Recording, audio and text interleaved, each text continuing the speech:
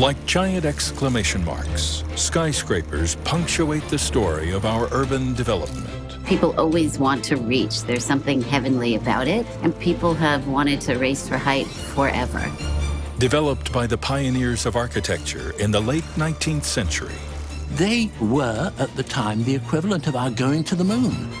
These magnificently designed tower giants urbanized some of the greatest cities in the world.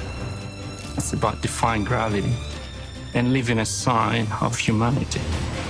From Chicago to London, from Tokyo to Dubai, skyscrapers have and continue to define our contemporary way of life.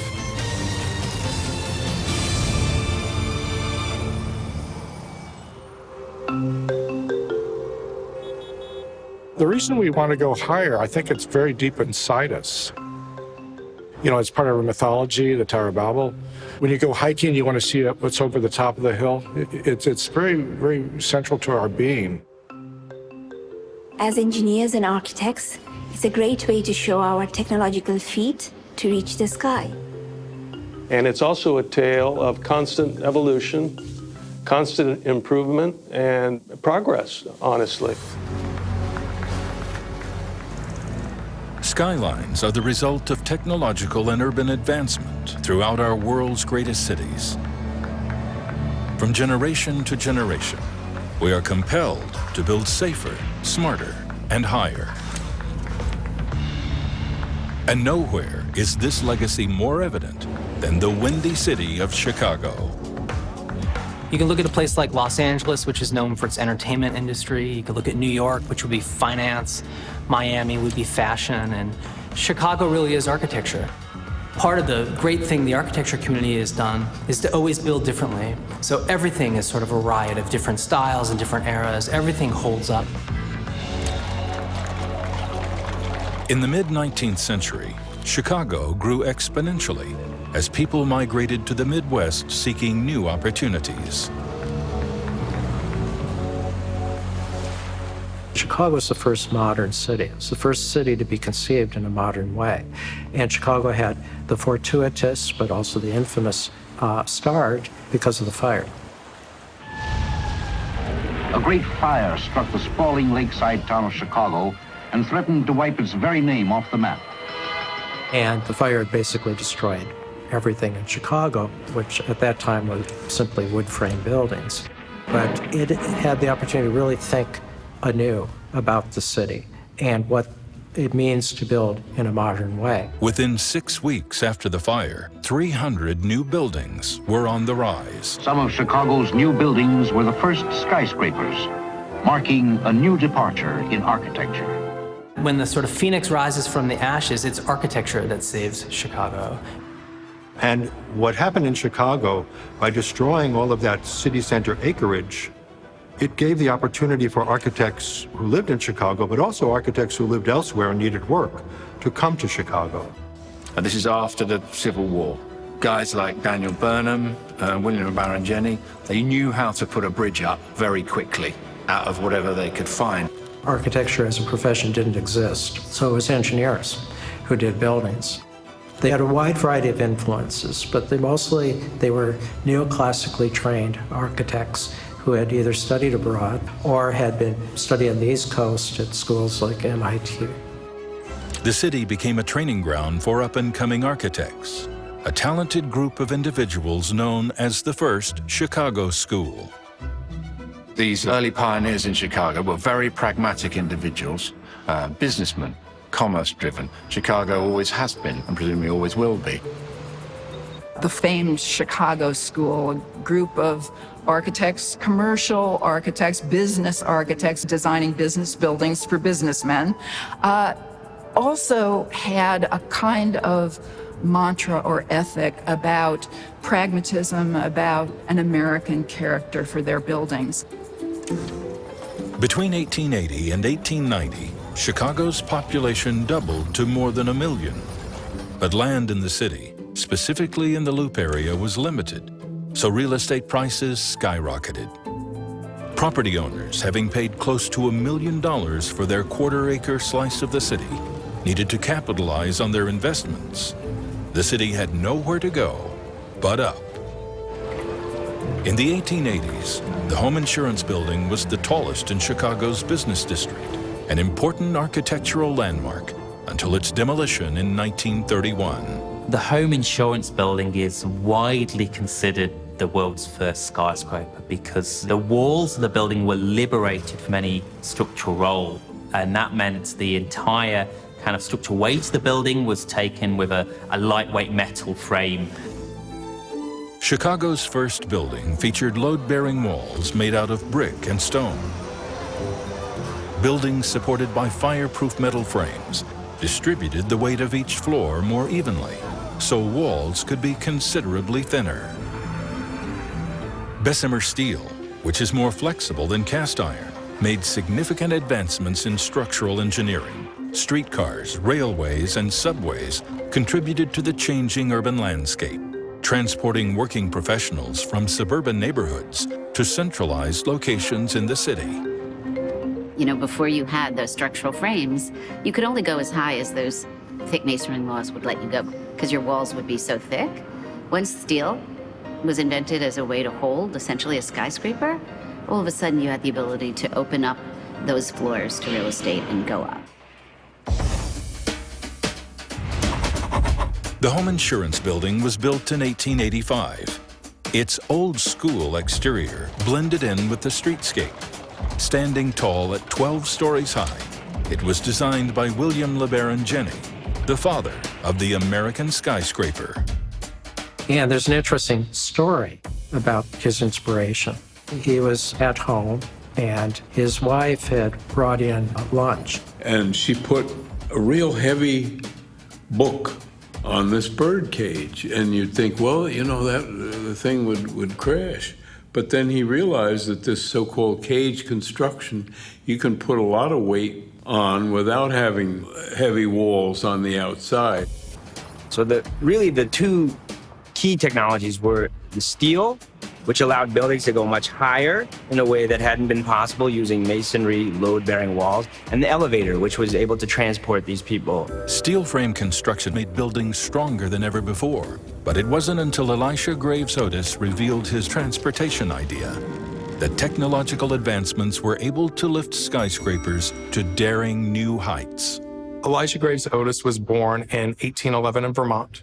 He was a known inventor. It's one uncommon belief is that he invented the elevator. He actually invented the safety brake, which made elevators safe. The safety brake, he mounted a spring connected to the hoist rope. In the event of a failure, there were ratchets that were mounted to the sides. If it lost tension, it would enact the ratchets to close and clamp down on the guide rail, stopping the elevator in motion, thus keeping the elevator from plunging to the ground. At the World Fair, he brought the full elevator into the building, and then he got on himself. As the crowd gathered, he took an axe and cut the hoist rope. The crowd gasped, but the elevator did not collapse because the safety mechanism worked, clamped to the sides, stopped the elevator from free-falling, and he announced, all safe. Until the 1880s, let's say, the top floors were the worst floors, were the least desirable floors because people had to travel up the stairwells to get to those places. And then when they introduced the elevator, after the Civil War, elevators became common technologies in office buildings, hotel buildings. Then that changed the dynamic, and people were really interested in working on the higher floors. So all of that infrastructure came at around the same time, and once it was in place, the buildings just started growing enormously. The Reliance building in Chicago is a more interesting example of what was the beginning of skyscrapers, because it used steel probably to a larger extent, and the concept of having a rigid frame or a braced frame that was able to stabilize itself against the wind was more evident. With its steel superstructure, the Reliance building in Chicago was a flawless representation of the Chicago School of Construction. Designed by Daniel Burnham and Charles Atwood, the 16-story commercial tower was the first skyscraper to use large sheets of plate glass that made up the majority of the building's surface area. Apart from reducing the overall weight and cost of the building, the glass increased the building's overall efficiency. If you have bigger glass, you can have more light coming into the building, and therefore you can get more efficiency, productivity from the workers in the building. At this time, there was no air conditioning systems. There were electric lighting was incandescent lighting. So natural ventilation and daylight were really important in these early office buildings. The Chicago School's solution to the light and ventilation problem was eventually resolved through the development of the Chicago window, a large fixed plane of plate glass with movable sidelights. As the Chicago School became pioneers of both innovation and collaboration, they were forced to search for new ways to solve complex problems.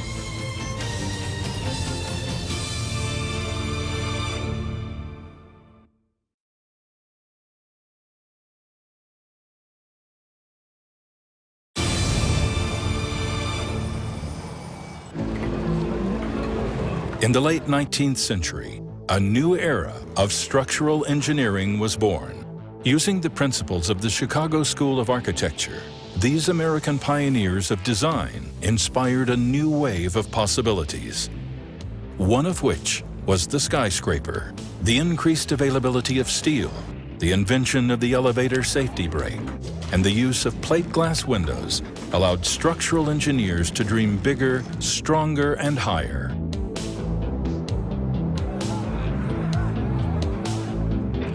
Another aspect of the Chicago School was, I think, the significance of the relationship between the engineer and the architect. The engineer was entirely incorporated into that firm. Another concept attributed to the Chicago School was the idea that form follows function, that the shape of a building should relate to its function and purpose. This artistic expression of the skyscraper was married to an idea about what an American ethic was, not something recognizably appropriated from European tradition, but something that was Native American became a kind of theory or ideology of the Chicago School.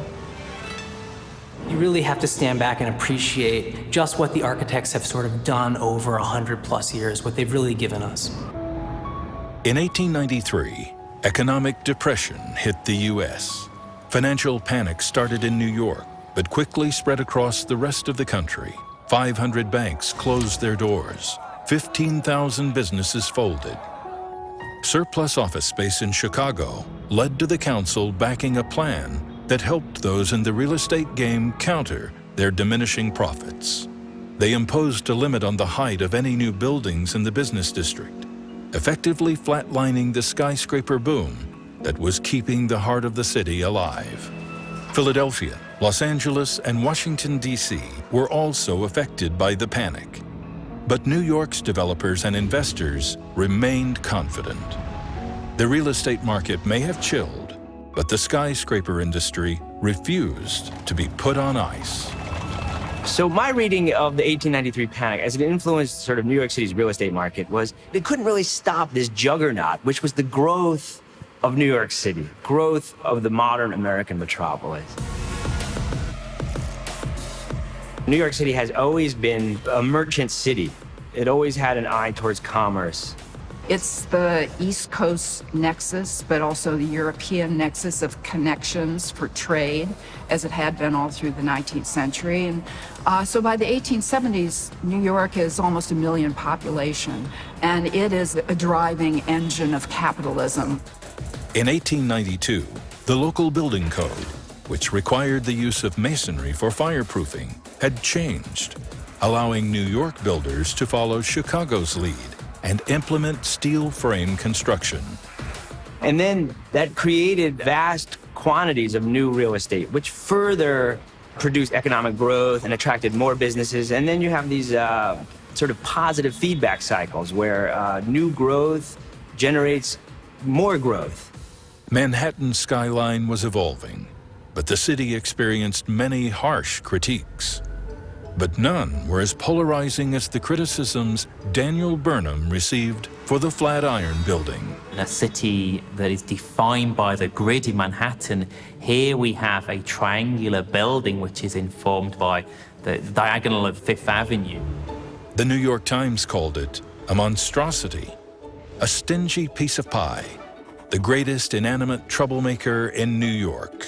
Its architecture is in a way like a Greek column with a base, a shaft of multiple stories, and a capital, the kind of decoration at the top of the building. Shaped like a right-angled triangle, its prow measured 6 feet wide. The Flatiron Building towered over the street at 285 feet tall, a daring departure from the heavy block-like base structures that typically gave tall buildings at that time an aura of stability. It was also about incorporating those technologies of stiff frames and rigid construction, because it was a fairly slender building for those days. So it demonstrated the essence of what a skyscraper needs to do structurally as well. Even though engineers were confident in their design, critics believed that the building created a dangerous wind tunnel and could possibly knock the building down. There was also an episode where apparently a courier was washed away from the footpath as a result of the wind hitting the tower, coming down the facade and sweeping through the footpath. And this poor boy was then killed by an automobile that was coming on the street. So it gives this sense that skyscraper also had an impact on their surroundings. While many New Yorkers were curious about the windy controversy around the Flatiron, others were captivated by the building itself, igniting the city's passion for architecture and a distinctive sense of style. Flatiron Building is an interesting case. Certainly Daniel Burnham designed the Flatiron Building, but I think that the iconography of the Flatiron Building is decisively New York. The Flatiron was probably historically, in the historiography of architecture, was one of those moments where suddenly the impact of a tall building on the city was realized. But there was also this postcard quality of the building that you could just use to say, hey, this is New York, look at that. The Flatiron became the most talked about building of its time, inspiring masses of architects and engineers in their quest to build to the sky. In America, in the early 20th century, a new wave of innovative building construction burst onto the scene. These advancements in technology allowed designers and architects to take more risks, which led to a new phase in skyscraper building. In the heyday, the golden age of the skyscraper of America, there was this incredible self-confidence. They're about pride and they're about doing something well and something that will endure over time.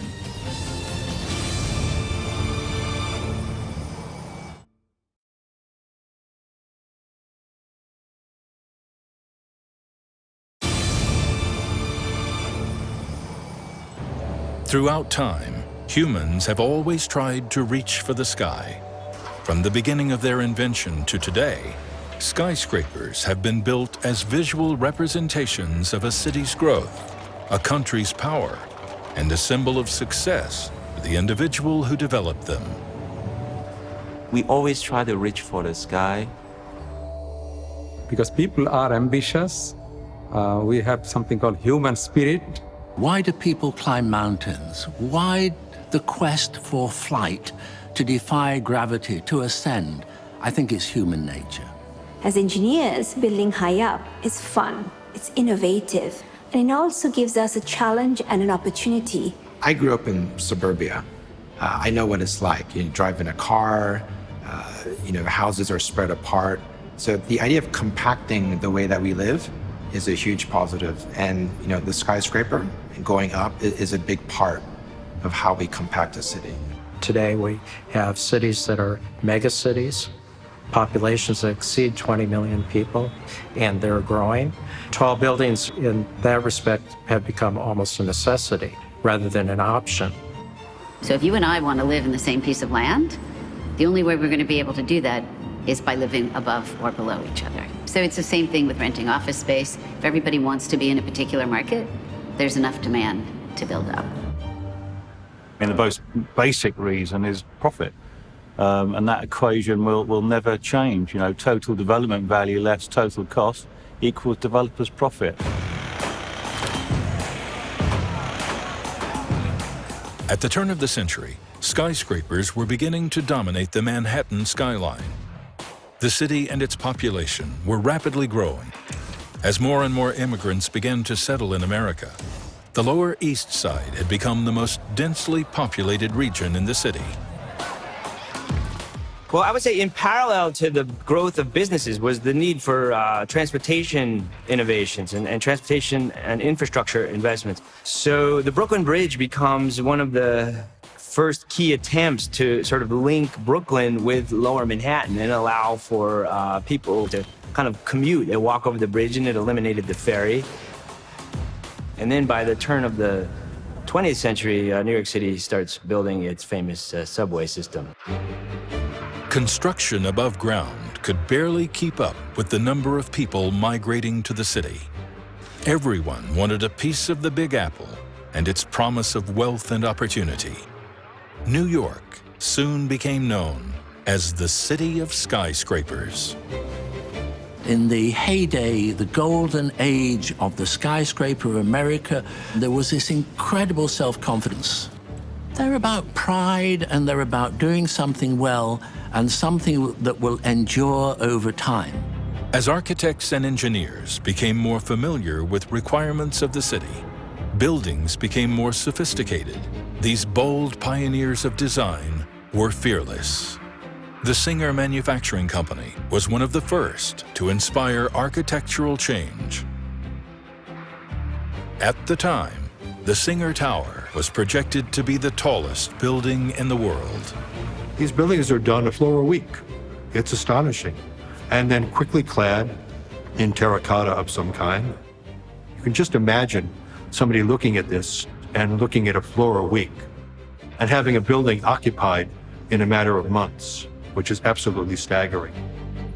Ernest Flagg, the architect who designed the Singer Tower, was one of the most outspoken champions of urban building reform.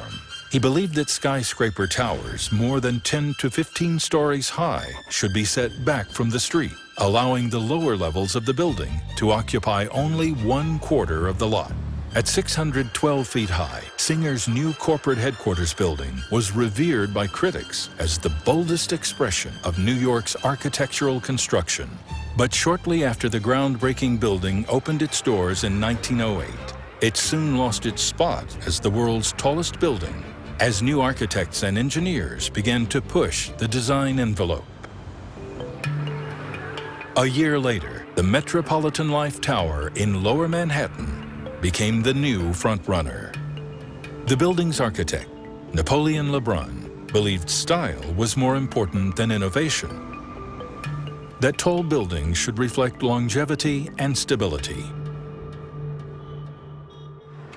With its slender column, high-pitched roof, and domed lantern, the MetLife Tower was seen as an architectural gem and became a symbol of the company's success. Today, we recognize these crowns as an element of the skyline. It's also a symbolic representation of what the city is about. So the buildings did advertise themselves. They advertised the business, but they also accommodated the growing population of workers that needed to be at the city center. When New York was first colonized, people's place of home and work were essentially the same. They might have had their shop down on the ground floor, but they lived upstairs.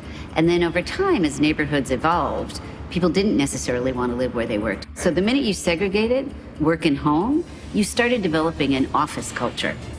This new societal shift made skyscrapers a lucrative investment and would boost behemoths of industry like MetLife to become even more profitable.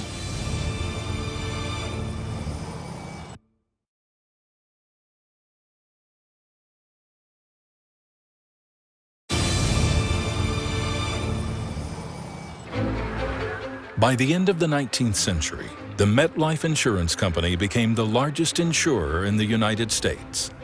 Due to its rapid growth, the MetLife Insurance Company Tower was commissioned to serve as the company's new headquarters in Lower Manhattan. To some, the decision to move the company north of the business district seemed like a bold move, but the decision proved to be a success. By 1905, when the MetLife building needed additional space, the company found it most cost-effective to purchase tenants' leases. Vice President Haley Fisk, who worked as an attorney for the company's insurance department, took an interest in the skyscraper. Mr. Fisk called it an advertisement that didn't stand the company a cent because the tenants footed the bill. Cass Gilbert gave us the moniker of the skyscraper as the machine that made the land pay. And the Wharf building was called the Cathedral of Commerce. Such was this tie to economics, to finance, kind of gave rise to its construction. By 1910, the Woolworth Company drew up plans for a headquarters building. Surpassing the 700-foot MetLife Insurance skyscraper, the Woolworth building soon outranked its predecessor. Woolworth got this idea of merchandise should sell itself. And then he invented this idea of the 5 and dime store, where everything in there was a nickel or a dime. And he didn't require the salespeople to be gifted at salesmanship. All they had to do was ring up the cash register. So it was just a wholly different concept of selling. He didn't immediately come to the idea of having this biggest skyscraper in the world, but then the Singer building went up, and then later on the Metropolitan Life building was built. So he decided that I gotta have a building bigger than they had. Sitting on one of the most prominent corners in downtown Manhattan, Woolworth had built himself an extravagant trophy building. Complete with a grand arcade entrance, marble walls and floors, Tiffany elevator doors, and 29 elevators, the building had opulent features. And so the rise of the skyscraper through the sort of companies that put up those very, very tall ones in the early part of the 20th century, spoke to who was controlling things at that time. At its completion, the 792-foot, 58-story building ended up costing close to $13.5 million to produce. Woolworth paid for the building in cash.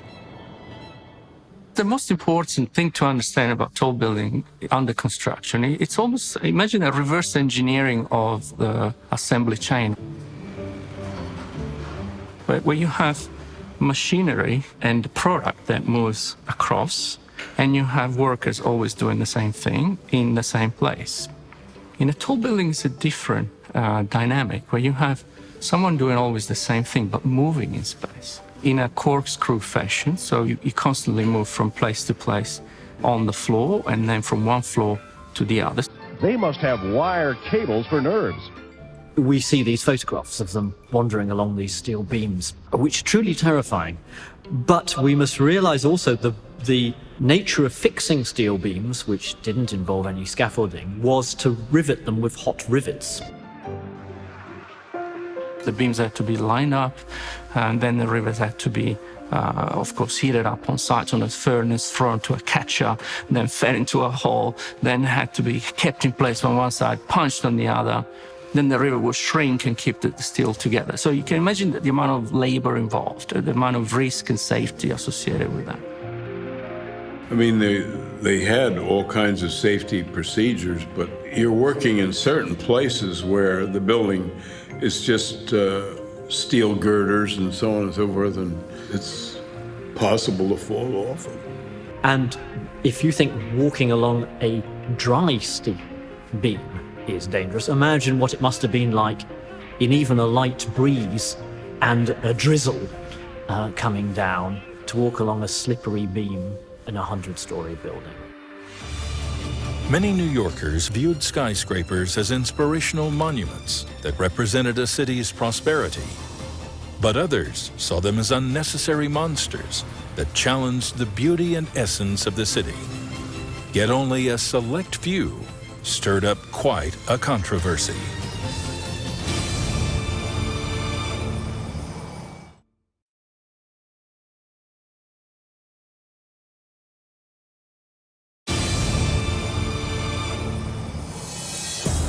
Located in the heart of Manhattan's financial district, the Equitable Life Assurance Building was considered one of the most groundbreaking skyscrapers of the century.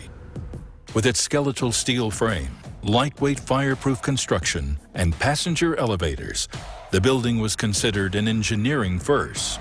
Famously known as the first office building. The Equitable building, which is still existing today and functioning, is basically a sort of a U-shaped building that took a whole block, city block, and it was built like a monolithic rectilinear shape. Here was a 40-story building, with a vertical extrusion of a floor plate, which created a massive hulking block. And people didn't like it because it started casting shadows on several blocks around it, depending on the time of day. So people went out and really demanded for air and light in their streets. And for many people, this was enough. And this ushered in a very famous piece of legislation called the 1916 New York Zoning Law. The Zoning Act of 1916 imposed a mathematical formula for how tall a building could rise before it was forced to become progressively narrower. Only when a building's upper footprint was reduced to 25% of its lot size on the ground could remaining floors stretch as far as developers wanted. So New York had still retained this idea that you could build into the skies. You could build as tall as you wanted, but only on a portion of the land. Due to tiered skyscrapers, Art Deco-style buildings began to rise in popularity. The Barclay Vesey Telephone Building was credited with being the first skyscraper to use zoning resolution to its designing advantage. In doing so, the Barclay was also the first group of architects and engineers to incorporate Art Deco motifs into the building's ornamentation. Art Deco flourishes were used to accentuate the building's dimensions, adding to the aesthetic that would become a hallmark of the setback style. The decade infamously dubbed the Roaring '20s was a period of economic prosperity with a distinctive cultural edge. Anyone in the real estate game was taken along for the ride. And so by the early, mid-1920s, the business climate is improving, and there's this tremendous real estate shortage, both for housing and for offices. And so the real estate community in New York City, for example, really turned to a project of massive building. A quarter of the financial district in New York was rebuilt, adding over 16 million square feet of office space into the mix. The situation in Chicago was no different. Commercial properties were in short supply, and rents had gone through the roof. City planners lifted existing height restrictions, allowing Chicago to rejoin the race to build to the sky. Once again, the city was caught in what historian Merrill Schleer called skyscraper mania. These things are immortalized in so many tourist snapshots all around the world. Trinkets that someone's selling, T-shirts, all of these things, and those are great, and people get excited about them, and I think they always will. Skyscraper mania reached its peak when design proposals for the Chicago Tribune Tower were made into a competition. The owner of the Chicago Tribune, Colonel Robert McCormick, wanted something that would be a tribute to him, something grandiose. And so he had this competition for a design of the building. The prize money offered was $100,000. Today, that's nearly $1.5 million. Hundreds of architects submitted designs, hoping to make a name for themselves. Some are whimsical, some are farcical, and some of those, done by European modernists, harken back to the first Chicago school, being minimalist, no ornament at all, which is not really what American architects were doing in the 1920s. Ultimately, two New York-based architects won, Raymond Hood and John Mead Howells. Hood and Howells' Gothic revival design appealed to McCormack's traditional values, the substantial space it enveloped, his commercial acumen. Famous quotations from Benjamin Franklin and Thomas Jefferson lined the lobby walls, while the facade was adorned with fragments of stone collected by Tribune reporters from significant sites around the world. The story goes that he had his stringers in the different cities, as part of their job, send him these bits and pieces early on to embed in the lower levels, just prove that, he's got connections everywhere. To say the Roaring Twenties were socially notorious in America is nothing short of an understatement. A new culture was emerging in the country, centered in downtown New York. New York became entertainment central. It was an exciting time to be living and working in New York City, and corporations were tripping over themselves for a prestigious address. In the late 1920s, the Woolworth Building was still the tallest on Manhattan's skyline, inciting two other giants of industry into action. Car magnate Walter Chrysler and Wall Street hotshot George Orstrom, spurred on by their equally competitive architects. Each party sought to outdo the other, aspiring to exceed the Woolworth Building and the world's tallest structure, the renowned Eiffel Tower in Paris. Walter Chrysler saw the Chrysler Building as part of a pet project, part of a way to express his wealth and his business acumen, if you will. Walter Chrysler proudly referred to his building as a monument to me. The 77-floor tower reflected both the status of its owner and the very essence of New York. But this era of limitless possibility wouldn't last.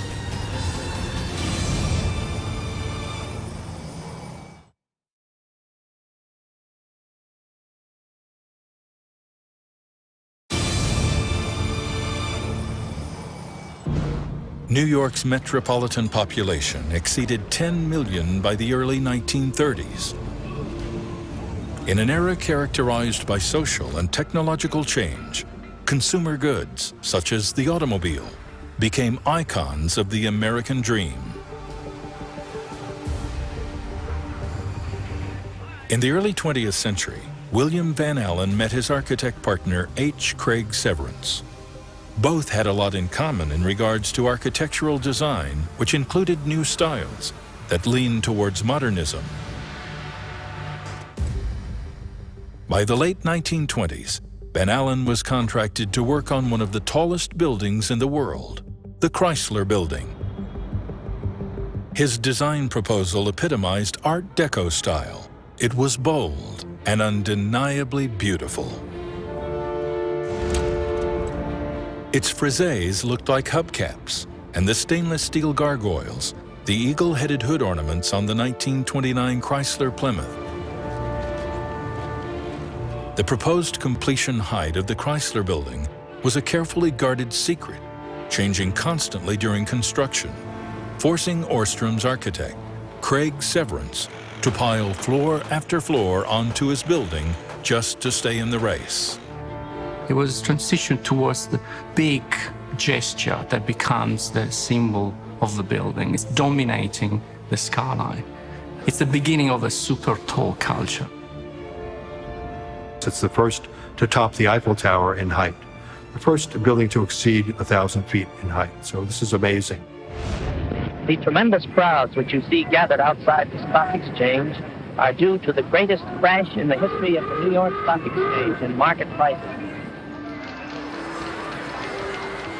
You have the Roaring Twenties, and there is a sense of euphoria, and there's a sense of kind of limitless possibility. But then the stock market crashes, and people in New York, they're not quite sure what's going to happen. There's this kind of wait-and-see attitude, because they've experienced recessions before. They've experienced downturns before. By the end of 1929, the office vacancy rates around Wall Street were practically zero.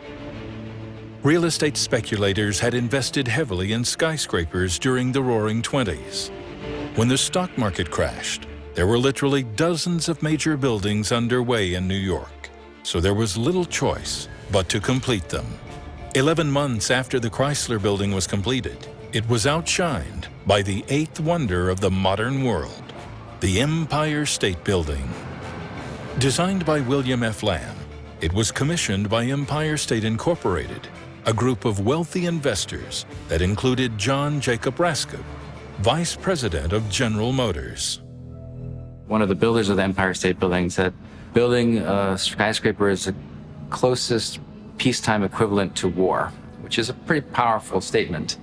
What he meant was that all efforts, all materials, all goods and flows, labor are sort of focused on one objective, which is to build this building. You could imagine the roads were shut down, trucks were bringing in material. Everything was sort of focused on this war effort. There she is, the Empire State Building, 102 stories high. The 223-foot mooring mast on the Empire State was a late addition to the building, easily making it the tallest building in the world, a position it held right up until 1972. It was the first skyscraper to exceed 100 stories, a truly monumental structure that took up an entire city block. The Empire State Building was built during the Great Depression, and so how is that possible? If you think about it, we could not build a building like that today. And that has sort of been burned into our collective, imagination of what a city is and what New York is.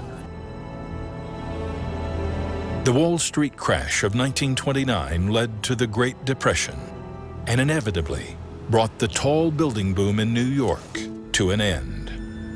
The situation was similar in Chicago. Adding insult to injury, developers took a wrecking ball to the hallowed home insurance building. LeBaron Jenney's vision for the longevity of uniquely Chicago-style school buildings was crushed along with the rubble. His dream for future generations was that they would be able to read the feelings and aspirations of those cutting-edge architects and engineers who erected them. One skyscraper alone is not very interesting, but the minute you see an assemblage of skyscrapers that start to make a place from a distance that you can identify because they together represent this mass of humanity that has somehow managed to live in such close proximity so successfully for such a long period of time. Skyscraper is the most public piece of architecture. The public in the sense that the public feels a connection to the skyline in a way that they don't feel a connection to, say, the single-family house. But the idea of the skyline as that's my skyline, that's a kind of really powerful idea.